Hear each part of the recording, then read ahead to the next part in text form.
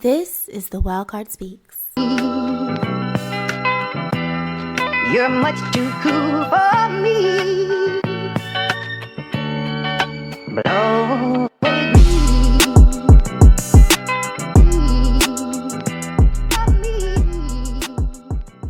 I'm Chris with a K. Welcome to the Wildcard Speaks, redefining the games you thought you knew. I'd like to welcome everyone to the inaugural episode of the Wildcard Speaks. I'm so thrilled to be right here doing this right now, y'all. Allow me to introduce myself.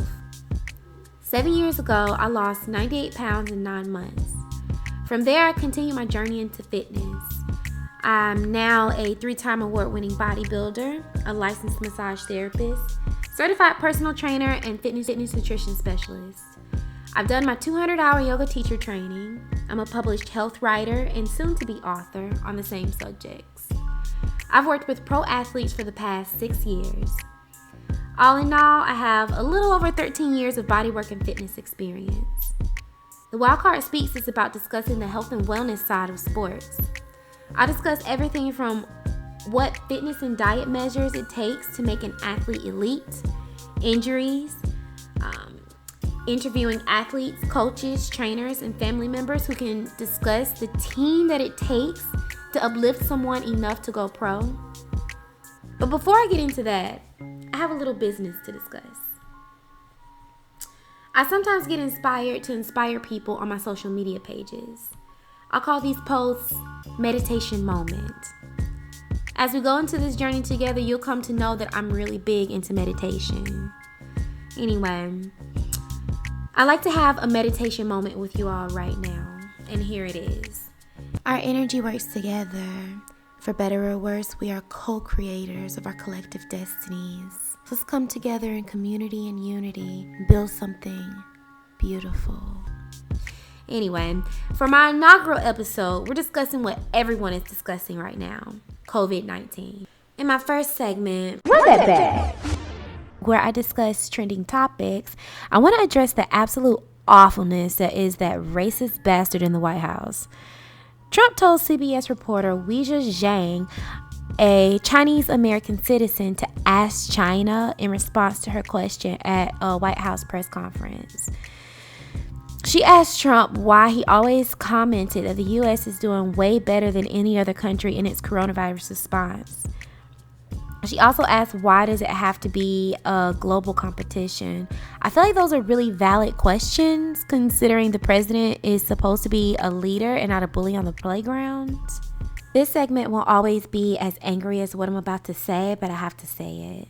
This tangerine orangutan, paranoid, coked up narcissist with balls the size of silica beads and a dick that won't even acknowledge his feelings has a lot of nerve. How dare you get offended by someone asking you a valid question about your fuckery when not only is every other word you say an insult to someone based on something racist, but your very presence is an assault on every sense of justice many of us have. You have the nerve to say that your regime is doing better than any other country in responding to the coronavirus when we didn't even have the proper safeguards in place because of you? You're such a fraud, and I look forward to the day that you're just a bad memory with a tarnished, albeit brief, legacy in the White House. All right, moving right along, it's time for The Fuck Is Up With Sports? Things may change by the time I post this, but as of today, the UFC is the only sport to come back from a 2-month absence because of the coronavirus. Too soon in my opinion, but Trump, the guy who a few weeks ago suggested that people use disinfectants to cure themselves of the coronavirus, gave Dana White, the UFC president, the go-ahead, along with a video recorded congrats that was aired on ESPN. Okay, dude. Dana White is also one of Trump's economic advisors, not surprised. This is truly the blind leading the blind. This is definitely a political move to get more businesses to open up right in the thick of a worldwide pandemic. Very smart, Trump. So while most of the rest of the world is working toward keeping their citizens motivated to stay inside by playing music, cops putting on shows, and all kind of things, Trump is here in America getting away with attempted murder on a national scale. Also, he can draw in big crowds at his campaign rallies. This is, gosh, it's stressful to say the least, to say the very least. So, anyways, TMZ reported that Mamba Sports Academy will be dropping the Mamba from its name in honor of Kobe Bryant. The decision was announced by the Sports Academy CEO, Chad Faulkner, who said the decision was a mutual one between the company and Kobe's estate. Just to paraphrase him, Faulkner feels it's better to honor Kobe in the Mamba Sports Academy as one of a kind and retire the name. I don't know. It seems shady to me, honestly. The last time I checked, when people get honored, is by having buildings, stadiums, streets, cities, days, and yes, sports academies, among a host of other things, be named after them. That's how the legacy lives, right? But maybe it's simply a financial move on the part of the academy, which is smart. I'm more than positive they have to pay for the Mamba name. It's probably a smart business move to not pay for the name without, the actual man to do the work, which I mean that in the most respectful way. Kobe is truly missed, but yeah, I mean, it's more than likely a financial decision than anything. Okay, let's take a quick break.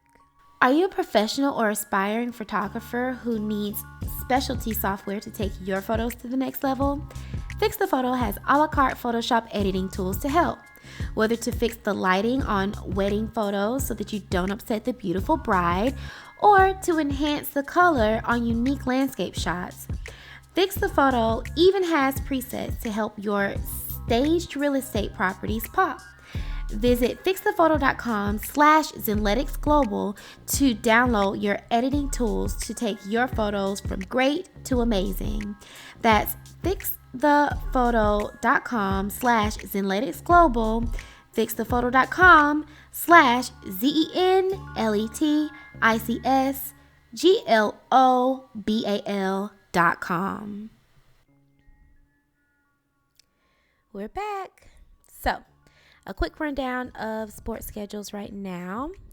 ESPN's Adrian Wojnarowski reported early Monday morning that the NBA pushed back a 60-day window to September that allows the league to preserve the collective bargaining agreement.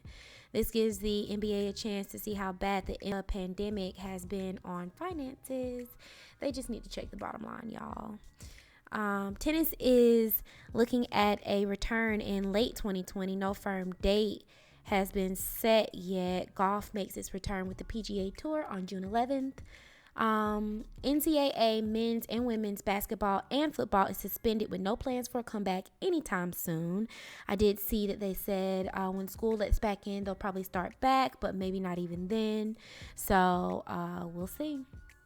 I haven't seen any updates about the WNBA's projected return of May 15th, but it doesn't look like that's happening. In fact, they may be suspended indefinitely. The NHL is also suspended indefinitely. Soccer is projecting a June 8th return, pushed back from the previous May 10th target. The main thing being discussed about baseball's return is testing and lots of it. And I do not blame those players at all. As with every other sport planning to return, there will be no fans involved anywhere. So the stadiums will be clear. Even still, there's just so much that can go wrong between traveling and visiting teams across country borders. Enough tests for everyone to do it as often as they need it to make sure everybody is good and not unknowingly spread the virus that's a lot. It really is a lot. So I just hope they choose the best option, which to me would be to wait. I think the rest of this year needs to just sit it out. It's better that way, especially with, businesses opening back up sooner than they need to. And I know I keep saying that. It's just true. I know fans miss their teams and leagues miss their money, but there'll be some really hurt, unpaid people all around if your fave dies. And I don't mean to be so like in your face about it, but that's happening everywhere across the world. Like, people are losing people. I feel exactly the same way about football, which is set to return on September 10th, with the Texans and Super Bowl champs Kansas City Chiefs going head to head. That's much later than baseball for sure, but hopefully it still won't be too soon. Keep in mind, though, that with people breaking quarantine sooner than they're supposed to, it pushes back the date for when we can safely go back to normal life. Please just stay home, everybody. NASCAR makes a return on May 17th. I don't really care. And boxing boxing and the 2020 Olympic Games are suspended indefinitely. So that's bad news for one of my good friends. Sorry about that. COVID has certainly changed a lot about this year and a lot about our day-to-day lives, which brings me to the main topic for today, athletes and COVID. It's time for untimed play. I see what you did there. Most of us have gone from being on the go with work, traveling, and our social lives to staying home 24/7 and barely talking to anyone. I know I have. That's a huge leap in lifestyle change that was forced on us without very much warning or very many options, really. The isolation is bringing out the mental health issues that many of us have tucked away and saved for never, meaning never ever, to see the light of day. It's so wild what silence and stillness can do, y'all. For the good and the bad. Don't forget, I'm all about the meditation. For athletes, this loneliness and isolation could run a little deeper. Articles written by Brenda Schwab, the executive director of the World Players Association, Joe Beatty, senior fellow of sports and exercise psychology at the University of Winchester, and Keith Perry, senior lecturer in the Department of Sport and Exercise Health, also at the University of Winchester, were great resources for this episode. It should be noted that from here on, I'll be referencing sports on a global scale, not just here in the U.S. It seems obvious to me why Dr. Brendan Schwab would make a point to say athletes are particularly vulnerable to contracting COVID-19. I mean, at least I thought so. You tend to think of athletes as like being out there, super extroverts, always around people, whether it be their teammates, life mates, coaches, friends, or fans, whatever. And working with them for a number of years, I can definitely say that while many of them aren't the extroverts who you would think they are, they do tend to have a lot of people around. Add to that the fact that social distancing is impossible while playing a sport. Surprisingly though, at least to me, this isn't the only reason Dr. Schwab is citing for why athletes are particularly vulnerable, not just to contracting coronavirus, but not having the health insurance needed to take care of themselves if they do. According to him, quote, "We, the World Players Association, are concerned that some sports bodies are trying to place the economic and legal risk of contracting the disease on players, and that is something which we think should not be tolerated," end quote. I would definitely agree with that. I mean, I just find it funny how y'all feel like it's okay to have these players out here all risking their lives and everything like that so you can make a buck. But it's not okay for you to take a small portion of those bucks and ensure that these players, should they get sick in doing the risky thing that you've asked them to do, that they are covered and their families are covered. That's just, I can't really wrap my head around how that makes sense, since, the players are the ones who make the money for the league. Like, take care of the players, take care of the league. Just like with any company, take care of the employees, take care of the company. It just makes sense.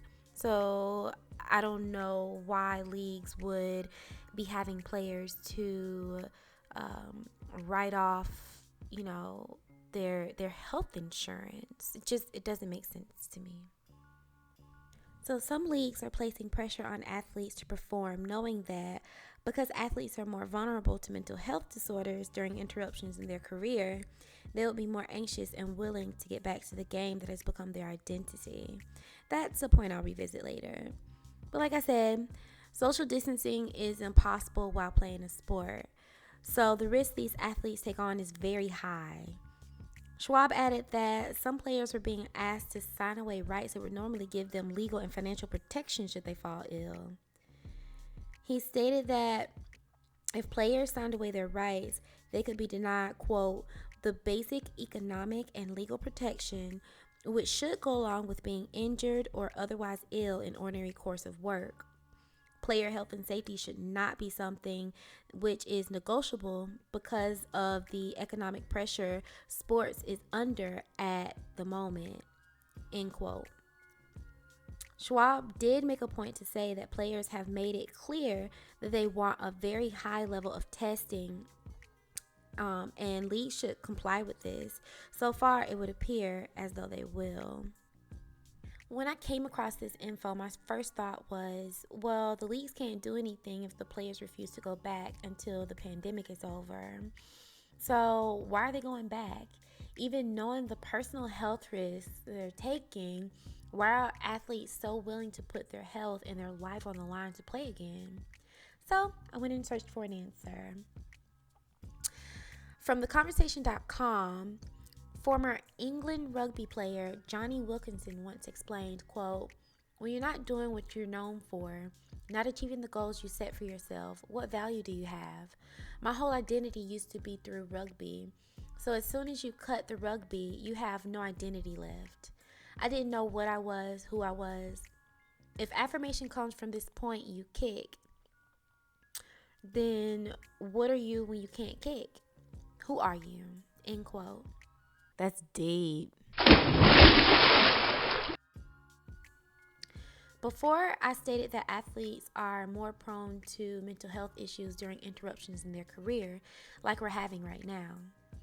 According to Joe Bailey and Keith Perry, two of Winchester University's top professors in sports and exercise health psychology, put it, athletes spend many years starting from a young age developing an athletic identity. That means that their entire idea of who they are solely stems from who they are in sports. Putting aside any other type of emotional or social development, they become that position, that title, that award. So when it's taken away, what are they left with? I worked with many retired pros who no longer connect with their former teammates, who were their only friends. After the game ends, they have to start an entirely new identity. Many of them go through a period of confusion, depression, self-doubt, and even anger. But for former pros, they know the game is over. They know they have to find a new identity, someone else to be. For current athletes, sitting at home, waiting to start being themselves again, I can imagine it would be agonizing.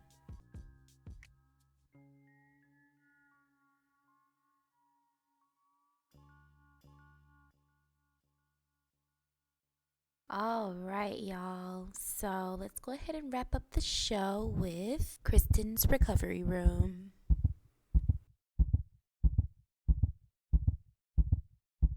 Normally during this segment, I will be talking about an injured athlete and their treatment. But given the special circumstances going on in the world right now, I think it's more important to remind everyone that this pandemic isn't forever. Yes, we're confined to our homes, but that doesn't mean that you have to be shut off from people. Reach out to your loved ones and your neighbors. Bury old feuds and rebuild lost, healthy connections. Take a walk or go for a run in the park, observing social distancing protocols, of course. Design a healthy meal plan for yourself, or hit up that one trainer friend you always avoid talking health with out of guilt. When you can't do any of that, Spend the time with yourself meditating, studying, and working toward being a better, more positive you. Remember, what we resist persists, and what we observe changes and grows. Instead of resisting loneliness, embrace the time spent with yourself. Instead of observing boredom, notice the opportunity to try something new. Thank you guys so much for listening to the Wildcard Speaks. You can find me on Spotify and iTunes. Find links to the show on IG at Zenletics Global and at The Wildcard Speaks. And on Twitter at all4, the number 4, the B, the letter B. The Wildcard Speaks is a Zenletics Global production. Thank you to NY Sound for all the music for the show. The next episode will be available Thursday, May 21st, and every Thursday after that. If you want to hit me up with your questions, comments, or letters about your COVID-19 experiences, please email Kristen, Kristen, at zenleticsglobal.com. That's Kristen at zenletics global.com. Thanks again for listening.